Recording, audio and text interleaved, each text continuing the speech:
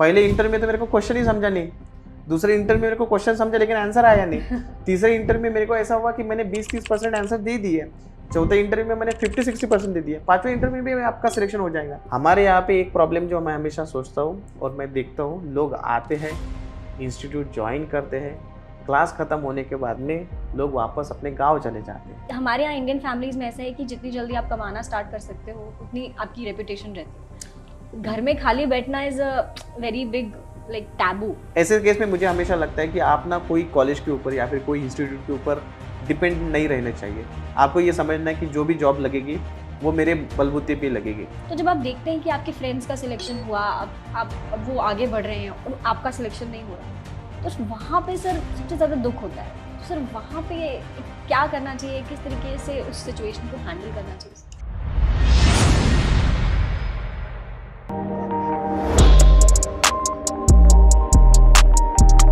Hello friends, कैसे हैं आप सब?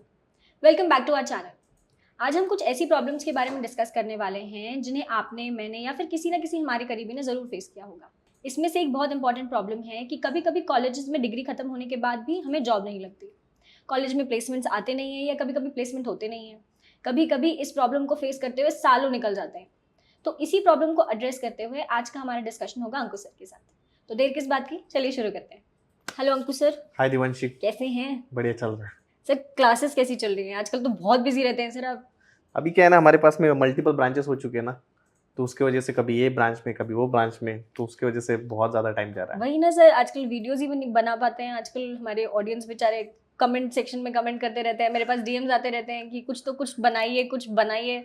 इंग्लिश में पॉडकास्ट के काफ़ी सारे हमारे पास रिक्वेस्ट आए हैं सर, वो भी ट्राई करेंगे। देखेंगे, जितना इंग्लिश आता है उतना तो हम लोग ट्राई कर अरे सकते सर, हैं। ऐसे कैसे बोल रहे हैं सर? फॉरेन स्टूडेंट्स को पढ़ाते हैं हम। सर, जैसे कि आपने मेरे इंट्रो में सुना कि आज हम एक ऐसी प्रॉब्लम के बारे में डिस्कस करने जा रहे हैं जिसमें जो एक्चुअल में स्टूडेंट्स को काफ़ी परेशान करती है। लाइक कॉलेज प्लेसमेंट, कॉलेज वाले बहुत ज़्यादा इस चीज़ को प्रमोट करते हैं कि हम प्लेसमेंट प्रोवाइड करते हैं और आपको जॉब यहाँ लगेगी, बड़ी कंपनीज में लगेगी, बट कई बार नहीं लग पाती है। सर्कमस्टांसेस कोई भी हो सकते हैं, बट कभी कभी नहीं लग पाती है। तो सर बहुत सारी प्रॉब्लम्स जो है वो स्टूडेंट्स फेस करते हैं। तो सर इसके बारे में पहले मतलब थोड़ा सा ब्रीफ दीजिए एंड फिर वील कंटिन्यू दिस। नहीं, एक्चुअली क्या होता है कि जब भी स्टूडेंट्स आपके इंजीनियरिंग कर रहे होंगे कोई पर्टिकुलर कॉलेज से अगर, यस यस। तो कॉलेज भी क्या करता है, बहुत ज़्यादा हाइप क्रिएट कर देता है कि भाई हमारे मतलब लास्ट ईयर में इतने सारे लोग स्टूडेंट्स सिलेक्ट हुए थे, एग्जैक्टली। लेकिन वो रियलिटी होती नहीं है, राइट? तो it's just for branding sir. तो ब्रांडिंग होती है, लेकिन इससे क्या है ना, नुकसान क्या होता है स्टूडेंट लोग कि उसको क्या लगता है कि भाई अगर मैं फाइनल ईयर में आ चुका हूँ तो बहुत सारी कंपनी आने वाली है हाँ एंड राइट। मेरा सिलेक्शन तो पक्का होने वाला है, क्योंकि लास्ट ईयर तो कंप्यूटर साइंस से सब लोगों का सिलेक्शन हो गया, तो मेरा भी सिलेक्शन हो जाएगा। तो ये जो मिथ बना हुआ होता है ना, उससे स्टूडेंट लोगों का काफ़ी एक समझ लो कि नुकसान होता है, क्योंकि वो लोग प्रिपेयर नहीं करते खुद को एंड उनको पता नहीं कि भाई कॉलेज में कुछ आने वाला नहीं है। सेम चीज़ ना आपकी इंस्टीट्यूट में भी होती है। जब भी आप कोई कोर्स ज्वाइन करते हो कोई पर्टिकुलर इंस्टीट्यूट में, तो वहाँ पे भी बोला जाता है कि आपको 100% जॉब दिया जाएगा। Yes yes. तो स्टूडेंट भी क्या सोचता है कि यार वैसे भी मेरे को जॉब तो मिलने ही वाली है, तो वो खुद को प्रिपेयर नहीं करता है। राइट। तो उसके केस में क्या होता है कि फिर जैसे आपका कॉलेज खत्म हो गया, फिर आपका इंस्टीट्यूट खत्म हो गया, उसके बाद में आपको जॉब मिलती नहीं है। ऐसे केस में मुझे हमेशा लगता है कि आप ना कोई कॉलेज के ऊपर या फिर कोई इंस्टीट्यूट के ऊपर डिपेंड नहीं रहना चाहिए। आपको ये समझना है कि जो भी जॉब लगेगी वो मेरे बलबूते पे लगेगी। तो आपको खुद को टेक्निकली इतना साउंड रखना है, आपको इतना अप टू डेट रखना है कि किसी के भरोसे मत रहो। आप खुद के बारे में खुद सोचो, प्रिपेयर करो and get a job for yourself. Sir कुछ ऐसे बड़े कॉलेजेस हैं, लाइक मैं नाम नहीं लूंगी ऑफ कोर्स कॉलेजेस का, लेकिन कुछ ऐसे जिनके यहाँ प्लेसमेंट आती है, बट फॉर सम रीजन, जैसे कई बार ऐसा होता है कि लक फैक्टर काम करता है कि आपका सिलेक्शन नहीं होता। कई बार ऐसा होता है कि आपका कम्युनिकेशन की वजह से, या कई बार ऐसा होता है कि टेक्निकली वो कॉन्सेप्ट्स जो पूछे जाते हैं वो आप उसमें आप उतने साउंड नहीं होते। तो reason can be anything, but उस वजह से भी कभी कभी सिलेक्शन नहीं होता है। तो जब आप देखते हैं कि आपके फ्रेंड्स का सिलेक्शन हुआ, अब वो आगे बढ़ रहे हैं और आपका सिलेक्शन नहीं हो रहा, तो वहाँ पे सर सबसे ज़्यादा दुख होता है। तो सर वहाँ पे क्या करना चाहिए, किस तरीके से उस सिचुएशन को हैंडल करना चाहिए? नहीं, most of the time selection नहीं होने का जो रीज़न है आपका, ऑब्वियसली कम्युनिकेशन तो है ही। क्योंकि आजकल क्या है ना कि जैसे आप आईटी में एंटर करते हो, तो ऑब्वियसली आपको क्लाइंट के साथ में बात करना है। Yes sir. क्लाइंट के साथ में अगर आपको बात करना है तो आपको दो चीज़ें पता होनी चाहिए। एक तो आप टेक्निकली साउंड होनी चाहिए यस सर। कि भाई वो क्या पूछ रहा है, वो मुझे पता तो होना चाहिए कि क्या पूछना क्या चाहता है। सेकंड चीज़ अगर उसने मुझे पूछ लिया, मुझे समझ गया कि हाँ, फिर उसके बाद में आपको क्या करना है, उसको बताना भी तो है ना। तो वो कम्युनिकेशन बहुत इंपॉर्टेंट होता है, क्योंकि राइट। अगर आपका कम्युनिकेशन क्लाइंट के साथ में सही से नहीं है, तो आपका क्लाइंट खुश नहीं है। बहुत बार ना हम लोग काम अच्छे से करते हैं, लेकिन हम लोग काम कर रहे हैं, ये कन्वे नहीं कर पाते हमारे क्लाइंट को, क्लाइंट को, राइट। तो उसके वजह से भी बहुत ज़्यादा प्रॉब्लम क्रिएट होती है। तो जब भी कोई कंपनी आती है किसी पर्टिकुलर कॉलेज के अंदर, तो वो स्टूडेंट के अंदर 2 चीज़ें हमेशा देखती है कि भाई इसका कम्युनिकेशन कैसा है, एंड सेकंड थिंग ये टेक्निकली कितना साउंड है। राइट। ये दोनों चीज़ें अगर आपके पास में है ना, तो डेफिनेटली आपका सिलेक्शन हो ही जाएगा। सर लेकिन ये भी एक इशू अगर आप देखेंगे, लाइक जो फ्रेशर्स हैं उनके पास कम्युनिकेशन डेवलप करने का, जो कॉर्पोरेट लेवल का कम्युनिकेशन डेवलप करने का उनके पास कभी चांस नहीं होता है। लाइक जो एक्सट्रोवर्ट स्टूडेंट्स हैं वो लोग तो ठीक है, डिबेट में पार्टिसिपेट करते हैं, एलोकेशंस वगैरह में पार्टिसिपेट करते हैं, स्पीचेस वगैरह में पार्टिसिपेट करते हैं, but some people are introvert, like उनको नहीं है, वो स्टेज फेयर की वजह से उन्होंने कभी ऐसे पब्लिक स्पीकिंग नहीं करी, तो उनका कम्युनिकेशन एकदम स्ट्रांग नहीं होता है। तो कंपनीज क्या उस पॉइंट को कंसिडर करती है कि ठीक है, इस बंदे ने कभी पहले कम्युनिकेट किया ही नहीं है किसी और से, या क्लाइंट या किसी मीटिंग में को हैंडल ही नहीं किया कभी, तो क्या वहाँ पे उनको थोड़ा सा मतलब छूट दी जाती है उस चीज़ के लिए कि नहीं, थोड़ा बहुत फंबलिंग चलती है, थोड़ा बहुत नॉर्मली अटकना चलता है? नॉर्मली कम्युनिकेशन का मतलब ये नहीं कि आप हम्बल नहीं कर सकते, ठीक है, मतलब हम्बल तो होता है, सब सब लोग ही करते हैं। यस। जैसे अगर आप बीपीओ का एग्जांपल लोगे, तो वहाँ हम्म। पे एकदम फ्लुएंट इंग्लिश लगती है। यस। अगर आप आईटी की बात करोगे ना, तो अगर इवन दो आपके पास में फ्लुएंट इंग्लिश नहीं है, लेकिन स्टिल आप मैनेज कर रहे हो, स्टिल यू कैन स्टार्ट। जहाँ तक मुझे पता है कि हम लोगों ने जब अपना करियर स्टार्ट किया था, तो हम लोगों का इंग्लिश लेवल का बहुत ही कम लेवल पे था, मतलब ऐसी फर्राटेदार इंग्लिश की जरूरत नहीं थी। क्योंकि मैं जब जैसे मेरे बहुत सारे कलीग चेन्नई लोकेशन से आते थे, Yes, तो उन sir. लोगों का इंग्लिश काफी स्ट्रांग होता हाँ है। सर, साउथ वालों का तो मेरे को तो पहले ऐसा था ना कि वो क्या बात कर वो समझ में भी नहीं आता था। उनका एक्सेंट भी थोड़ा सा मतलब एसेंट के क्या मतलब, हमारे में प्रॉब्लम है, उनमें प्रॉब्लम नहीं है। हमको ही समझ में नहीं आता था, क्योंकि वो जो स्पीड से बात कर रहे हैं ना, यस सर, वो स्पीड से हम लोगों को सुनने की आदत ही नहीं है। राइट। हमारे जो नॉर्मली जो टीचर्स होते हैं या फिर जो भी हमको पढ़ाते हैं, उन लोगों का भी इंग्लिश इतना कुछ खास होता नहीं है, राइट। क्योंकि हमारे ट्रेनर तो ऐसे नहीं है या टीचर ऐसे नहीं है कि जिन्होंने आईटी में काम किया है, वो फिर क्योंकि वो भी लोग ऐसे कि जस्ट पास आउट हुए हैं, मे बी उनको 5-10 साल का एक्सपीरियंस है, yes yes. And outside the college जो है हम लोग मराठी में या फिर हिंदी में बात करते हैं, तो उनका भी इंग्लिश इतना कुछ खास होता नहीं है। लेकिन ये जो चीज़ है ना इंग्लिश वाली, ये आप एक दिन में नहीं सीख सकते हो, इसको ना थोड़ा टाइम लगता है। तो जैसे आप आईटी में एंटर करोगे, जो भी आपको इंग्लिश आता है, उसमें बाद में आप देखोगे आप ऑटोमेटिकली आपका एनवायरनमेंट के साथ में इंग्लिश इंप्रूवमेंट हो ही जाएगा, क्योंकि डेली आपको क्लाइंट के साथ बात करना है। आप कलीग के साथ ठीक है आप लोकल में बात कर सकते हो, लेकिन क्लाइंट के साथ में आपको डेली इतने कॉल्स रहेंगे ना, तो ऑटोमेटिकली आपका इंग्लिश इंप्रूव हो ही जाएगा। सर अगर अपार्ट फ्रॉम द कॉलेज अगर कोई ऐसी ट्रिक या टिप हो जिससे थोड़ा सा कम्युनिकेशन इंप्रूव हो पाए तो? बहुत सारे लोग बोलते हैं कि बाबा जैसे न्यूज़पेपर पढ़ लो आप, उसके बाद में मूवीज देख लो, तो उससे भी वर्ड्स जो है आपके कान के ऊपर चले आएंगे, हाँ, प्रोनाउंसिएशन थोड़ा स्ट्रांग तो हो। उससे आपका काफी हेल्प हो जाएंगे। अच्छा सर, ये तो कॉलेज वगैरह की बारे में बात होगी। एक और प्रॉब्लम जो हम देखते हैं कि मतलब कॉन्फिडेंस खत्म हो जाता है अगर आप एक साल से कहीं अप्लाई करें। कई बार ऐसे भी होता है स्टूडेंट साल साल भर दे रहे हैं, ऐसा नहीं कि बंदा मेहनत नहीं कर रहा या दे आर नॉट अप्लाइंग, बस उनका सिलेक्शन नहीं हो रहा है। तो वो एक साल, कभी कभी जो हमारे पास स्टूडेंट्स आते हैं बेसिकली, वो ऐसे भी स्टूडेंट्स हैं जिनका 1-1.5 साल हो गया डिग्री हुए, बट फिर भी नहीं लग रही है जॉब, दे ट्राइंग। तो उनका कॉन्फिडेंस इतना लो हो जाता है, एकदम डीमोटिवेटेड रहते हैं कि, और फैमिली का प्रेशर तो सिर्फ कोर्स, क्योंकि हमारे यहाँ इंडियन फैमिलीज में ऐसा है कि जितनी जल्दी आप कमाना स्टार्ट कर सकते हो उतनी आपकी रेपुटेशन रहती है। घर में खाली बैठना is a very big like taboo. बराबर है। तो वहाँ पे सर स्टूडेंट कैसे वो उस चीज़ को हैंडल करें? इंडियन फैमिलीज की अगर बात करेंगे तो एक्सपेक्टेशन क्या होता है कि भाई जैसे उसका इंजीनियरिंग खत्म हो गया, उसको नेक्स्ट डे पे जॉब लगनी चाहिए, क्योंकि हो गया आपका इंजीनियरिंग, 4 साल उन लोगों ने वेट कर लिया है, लेकिन इमीडिएटली सबको जॉब मिलेगा, सबकी किस्मत एक जैसी नहीं होती है, या फिर सब लोगों की हार्डवर्क भी उतने होते नहीं है। अब क्या होता है कि जैसे आपने कॉलेज पास आउट कर लिया, अब उसके बाद में बहुत सारे लोगों को यही नहीं पता होता है कि मुझे करना क्या है। हाँ, यस, राइट। तो टेक्नोलॉजी चूज करना बहुत एक बड़ा डिफिकल्ट जॉब होता है। जैसे हमारे पेरेंट्स अगर लेट्स कंसीडर कि वो आईटी बैकग्राउंड से नहीं है, yes. या फिर मेरे पास में ऐसे कोई सीनियर्स बंदे नहीं है कि बॉस जो मुझे गाइड करेंगे कि तू इस पर्टिकुलर यहाँ पे जा, तो वो मतलब उनका ना कॉलेज पास आउट होने के बाद में 3 4 6 महीने तो उसमें यही समझ में नहीं चला जाता कि मुझे करना क्या है बेसिकली। तो वो सबसे पहले आपको आइडेंटिफाई करना है कि जैसे मेरा कॉलेज पास आउट हुआ कि मुझे कितनी प्रोग्रामिंग आती है, क्या मुझे प्रोग्रामिंग वाले स्किल्स में जाना है, नॉन प्रोग्रामिंग स्किल्स में जाना है। कॉलेज टाइम में तो सब लोगों को लगता है कि 3 4 ही टेक्नोलॉजी है, जैसे सबको लगता है कि जावा है, मे बी पाइथन पाइथन, होगा, ये 3 ओरेकल वेब डेटाबेस होगा, डेवलपमेंट, ये 3 4 चीजें पता होती है, हाँ लेकिन बस। ऐसा नहीं है। आप जैसे आईटी के अंदर जाओगे ना, आपको 100 टेक्नोलॉजी मिलेगी। हाँ सर। तो जिसमें आपकी अलग अलग टेक्नोलॉजी है, जिसको प्रोग्रामिंग आती है नहीं आती है, आप अपने आप को आइडेंटिफाई करो एंड उस हिसाब से पहले टेक्नोलॉजी चूज कर लो। मे बी आप उसके लिए आप कहीं पे क्लासेस लगा सकते हो, मे बी आप स्टार्ट कर सकते हो यूट्यूब चैनल से। आजकल तो यूडेमी पे भी 300 400 रुपए में बहुत सारे कोर्सेज मिल कोर्सेज जाते हैं, अवेलेबल है, राइट। तो आप उससे स्टार्ट करो एंड देन उसको ना आपको इतना खुद को इम्प्रूव करना है ना कि आप कोई भी क्वेश्चन पूछ लो मुझे, मैं उसका जवाब आपको दे दूंगा। सर लेकिन वो इतना डिमोटिवेटेड हो जाते हैं, कॉन्फिडेंस इतना लो हो जाता है कि फिर उनके अंदर सीखने की वो इच्छा वो चली जाती है कि नहीं अब नहीं हो रहा मुझसे।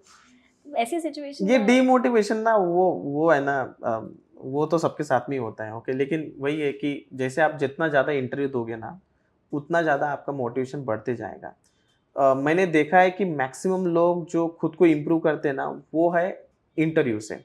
जैसे आप मैं कोई इंटरव्यू में गया, वहाँ पे मेरे को 10 सवाल पूछे, 10 में से मैंने 2 सवाल का जवाब दिया, 8 मेरे को आए नहीं। घर पे आने के बाद में मैं 8 सवाल को देखूंगा फिर से कि भाई इसका जवाब क्या है। नेक्स्ट टाइम पे मैं जाऊंगा, फिर से मेरे को 10 नए सवाल मिलेंगे, जिसमें से मैं 3 सवाल का जवाब दूंगा।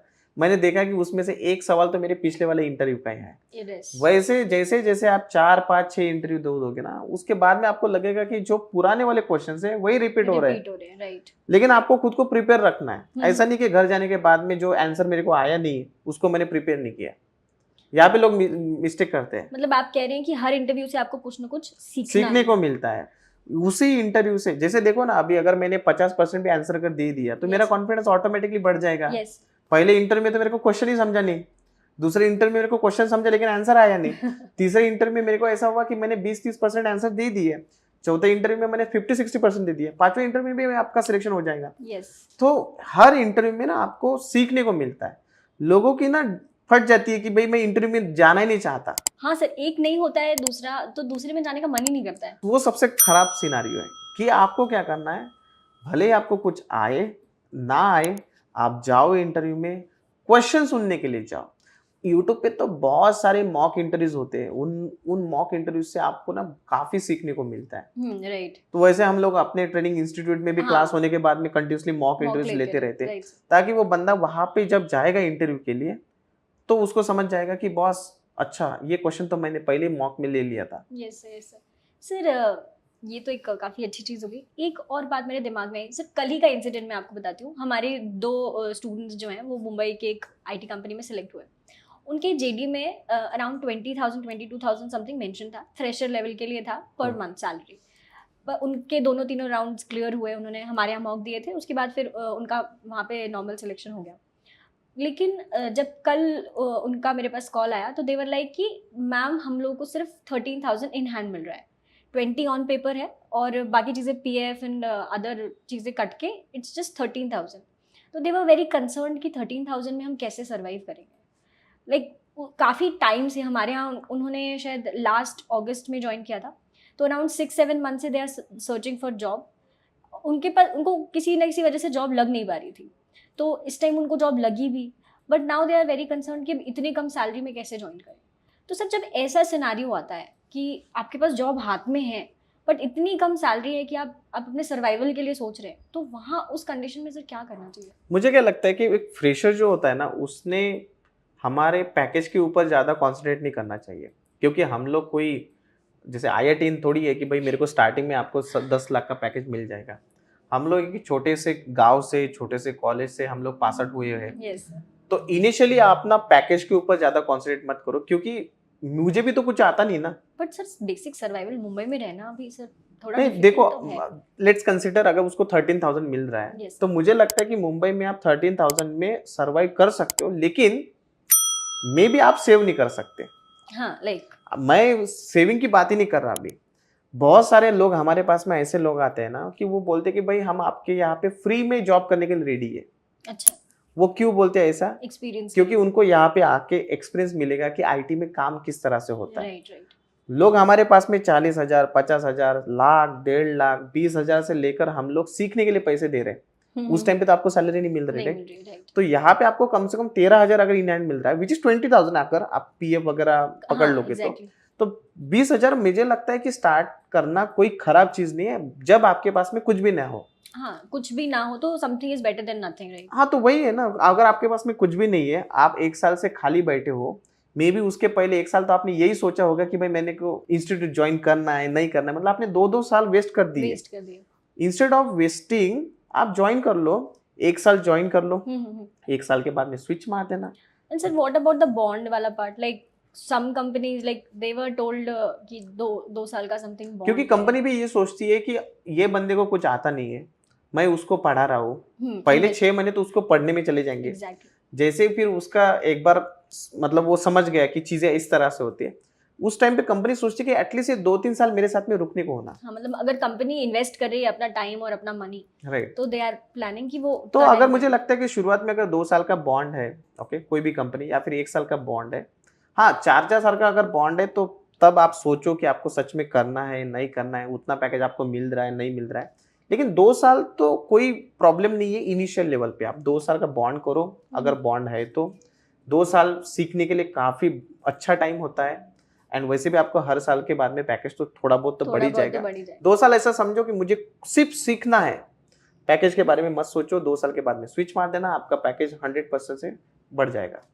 ठीक है सर, मतलब आई वुड सजेस्ट, मैंने तो कल उनको कुछ सजेशन दिया नहीं, आई वाज लाइक कि मैं आपसे पहले डिस्कस करूंगी ये scenario and then I will guide them कि what to do and what not.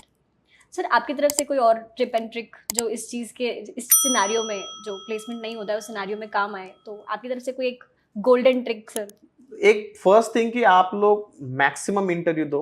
हम्म, कोई भी छोटा कंपनी, बड़ा कंपनी, कभी ये मत समझो कि ये छोटा कंपनी मैं कैसे जाऊंगा। ऑनलाइन दे सकते हो, ऑनलाइन दो, वहाँ पे जहाँ पे जाना है। फ्रेशर लेवल पे ईगो को साइड में रख देने का, सब लोगों को बोलो कि मेरे को जॉब की ज़रूरत है। लिंक्डइन पे ढेर सारे मैसेज डाल दो सब लोगों को कि भाई मेरे को जॉब चाहिए, जॉब चाहिए, जॉब चाहिए। चाय पे अगर टपरी पे चाय पीने के लिए भी जाते हो ना, तो चाय वाले को भी बताओ कि मेरे को जॉब चाहिए। कोई तो भी फरिश्ता आएगा और बोल देगा कि सर यहाँ पे वैकेंसी है, आप अप्लाई कर दो। कोई शर्म नहीं है मतलब जॉब कोई शर्म नहीं होनी चाहिए जॉब लेने के लिए। आप सबको बोलो कि मेरे को जॉब चाहिए। बहुत सारे इंटरव्यू दो, अपने कम्युनिकेशन के ऊपर, कॉन्फिडेंस के ऊपर सबसे ज़्यादा फोकस करो, क्योंकि वही चीज़ आपको नेक्स्ट लेवल पे लेके जाएंगी। बाकी टेक्निकली आप साउंड रहते रहो, पढ़ते रहो, कंटिन्यूसली पढ़ते रहो, फ्री में पढ़ो। कहीं पे इंस्टीट्यूट में ज्वाइन करना चाहते हो तो लेकिन पढ़ते रहो, फ्री वेबिनार ज्वाइन करते रहो, बहुत सारे फ्री वेबिनार होते हैं। यस। यूडेमी पे है, ब्लॉग पढ़ते रहो। अगर जिसको पढ़ना अच्छा लगता है तो बुक्स खरीदो। मेरे को अगर पढ़ना अच्छा नहीं लगता, मैं नॉर्मली यूट्यूब से वीडियो से मुझे काफ़ी अच्छा Yes, लगता है, तो yes, मैं yes. वीडियो पे ज़्यादा फोकस करता हूँ। तो आप अपने आप को समझो अब कि आपको कैसे करना है, लेकिन क्या है ना, कंटिन्यूसली एफर्ट्स डालते रहो। डालते रहे। हमारे यहाँ पे एक प्रॉब्लम जो मैं हमेशा सोचता हूँ और मैं देखता हूँ, लोग आते हैं, इंस्टीट्यूट ज्वाइन करते हैं, क्लास खत्म होने के बाद में लोग वापस अपने गांव चले जाते हैं। तो जो लोग ऐसा करते हैं ना, उनका सिलेक्शन कभी नहीं होगा। जो एंड मोमेंट तक, लास्ट तक रुकता है ना, उसी बंदे का सिलेक्शन होगा। मतलब वो कंफर्ट जोन में वापस नहीं जाना है, अगर आप हासिल कर रहे हैं तो वो कंटिन्यूसली आपको हासिल करते ही रहना। आपको हासिल, मतलब देखो, मैं क्या सोचता हूँ ना कि स्ट्रगल क्या होती है। जो बंदा पीजी में रहता है ना, जैसे एक एक मेरा स्टूडेंट है समझो, उसके माँ बाप ने उसको पीजी में रख दिया, तो मुझे लगता है वो स्ट्रगल नहीं है। क्यों स्ट्रगल नहीं है? क्योंकि अगर आप पीजी में रह रहे हो, इसका मतलब आपको 2 टाइम का खाना मिल रहा बना है। बनाया मिल रहा है, राइट। हमने वो भी दिन देखे कि जहाँ पे हम लोगों को पीजी में रहने के भी ऑप्शंस नहीं था, हमको फ्लैट में रहना है। अच्छा। एक फ्लैट में इतने सारे लोग रह रहे हैं, तो हमको पता नहीं था कि रात में खाने का को क्या मिलेगा। तो आप अगर पीजी में रह रहे हो, उसको अगर स्ट्रगल बोल रहे हैं, तो वो स्ट्रगल नहीं है बॉस, क्योंकि आपको पता है कि मेरे को सुबह खाना मिलेगा, शाम को भी खाना मिलेगा, और सुबह तो मेरे को ब्रेकफास्ट भी मिल जाएगा। राइट। सो अगर इतनी सुविधा आपको अगर मिल रही है ना लाइफ में, तो मुझे लगता है कि आप उसका यूटिलाइज करो। Stay in the Pune location और मेट्रो सिटी, जहाँ पे भी आप हो, एंड कंटिन्यूसली लोगों के टच में रहो, एंड जॉब के लिए ट्राई करते रहो till the end. Right. Sir आज का काफ़ी इंसाइटफुल डिस्कशन था, लाइक बहुत सारे लोगों को बहुत सारा यूजफुल स्टफ मिला होगा इससे। सर आज का डिस्कशन यहाँ ओवर करते हैं। मेरे चलिए। पास कुछ ऐसे ही और प्रॉब्लम्स हैं जो कि स्टूडेंट्स काफ़ी फेस करते हैं। मेरे पास इवन पेरेंट्स के भी कुछ क्वेश्चंस आए हैं, लाइक जिनके बच्चे अभी पढ़ रहे हैं, जो अभी स्टूडेंट लाइफ जी रहे हैं, उनके तक मेरे पास क्वेरीज आए हैं। तो हम ऐसे ही कुछ प्रॉब्लम्स पे डिस्कशन करते रहेंगे सर। आज के लिए आपका बहुत बहुत thank you sir, and will see you next time. Sure Devanshi, thank you. Thank you sir. Thanks. ये था आज का हमारा डिस्कशन। तो अगर आपको ये पॉडकास्ट अच्छा लगा हो तो please like this video, subscribe to our channel and keep sharing this video with everyone who is in need. Do not forget to follow Ankush sir on his WhatsApp channel. Until next time, bye bye.